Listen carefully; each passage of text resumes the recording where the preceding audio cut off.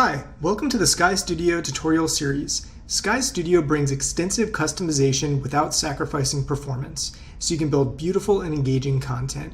Today we're going to talk about how to customize the rain ground splashes. So to make sure we're all looking at the same thing, let's open up our basic starter scene.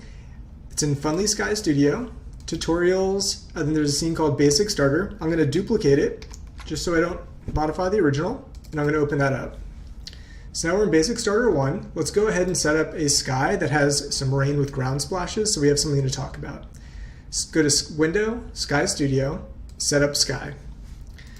I'm going to go ahead and pick the preset Storm with Heavy Rain. Okay. And I'm going to turn off the lightning for now so it doesn't make a bunch of noise. And let's go ahead and just hit play and see where we're at. So you'll notice here we have a scene with the rain downfall, then we have a bunch of rain surface splashes. Let me go ahead and grab the main camera here. So you'll notice that as we move around, the rain surface splashes will follow the camera, and they're perfectly mapped onto the scene's topology. So that right here, there's a cube, you see the blue surf box thing, and we have the raindrops hitting the top, they're hitting the ground, they're not hitting the side. Then here we have a sloped ramp surface, and it's the same. And there's nothing special about these objects. You don't have to annotate them in any certain way. Just things that are kind of in the default layer will all be seen and rendered out with collisions of the raindrops. So I'm going to go ahead and let's go ahead and just walk through all the configuration options here.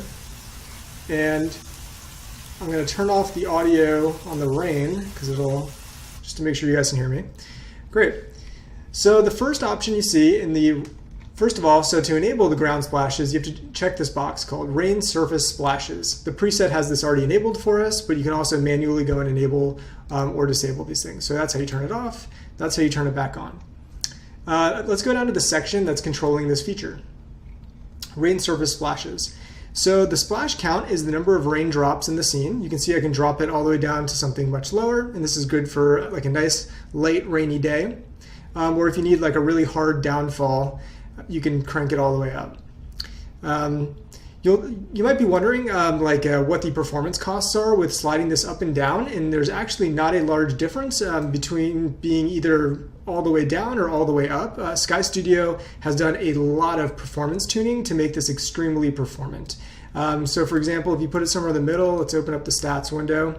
You can see this scene is only using, even though we have a dynamic sky, rain downfall, and 550 ground splashes, we're only using 13 draw calls in this scene. That's really good. Even on mobile class hardware, you can usually get away with about up to 100 draw calls.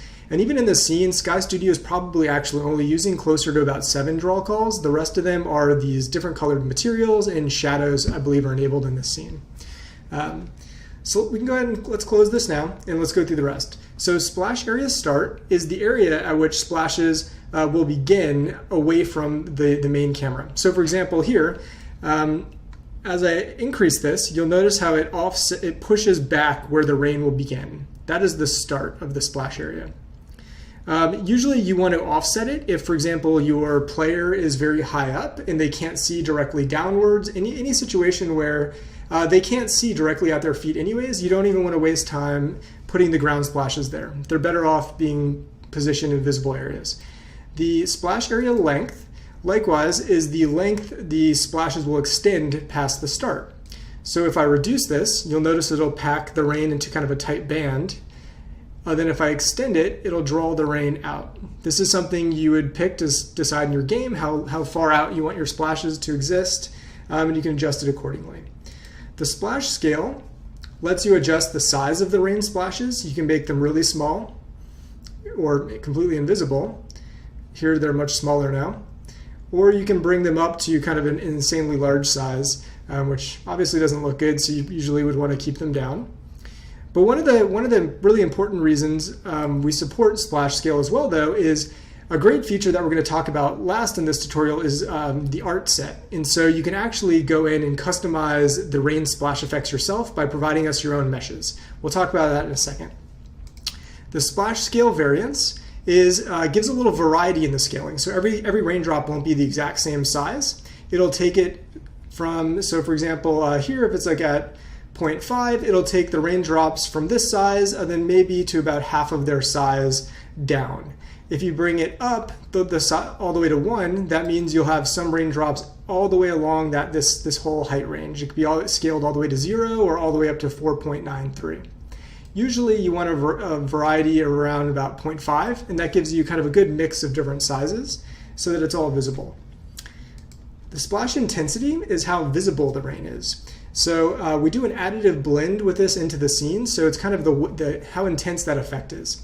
So if you bring it down, you kind of get a very light effect, which is nice for light rainy days and things like that. Or if you just don't want the rain to be a very predominant thing in your scene, or if you want it to be extremely predominant, you can bring it all the way up to 1 and you get a very strong kind of white splash on the screen. Usually you want it a little bit in the middle, somewhere near 0.5. It tends to look pretty nice so that everything blends together. The splash surface offset is useful. As I was saying before, the raindrops are mapped onto the surface of the scene. And let's say you have grass or you have a bumpy surface, or for some reason the raindrops are colliding a little bit with your terrain. You can use this to actually lift and offset the rain up. And so it'll basically do a relative Y offset by pushing everything upwards. I'll then put that back. You'll notice Control Z also always works with all of Sky Studio's controls. You can always do undo and to restore the values back. The splash tint color is great if you want to be able to adjust the color of the rain. So if you were doing like a toxic game or something like that, you can make green rain or you can make red rain. You can do whatever you like. You need to also play with probably the splash intensity to get things to look really good. Here's yellow rain. I'm going to put it back to white. Then last is the art set. So I was talking about before how there's actually a mesh representation of these individual splash effects in the scene.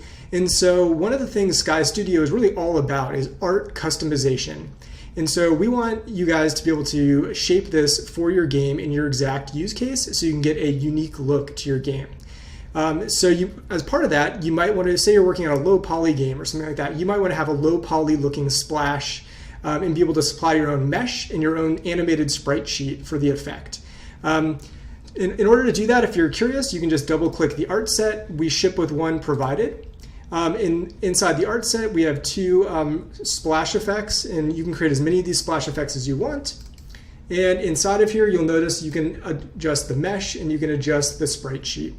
Feel free to create your own art sets and hook them up. It's very easy, and I can't wait to see what you guys build with it. That's it. In the next video, we're going to talk about lightning, and I'll see you there. Bye.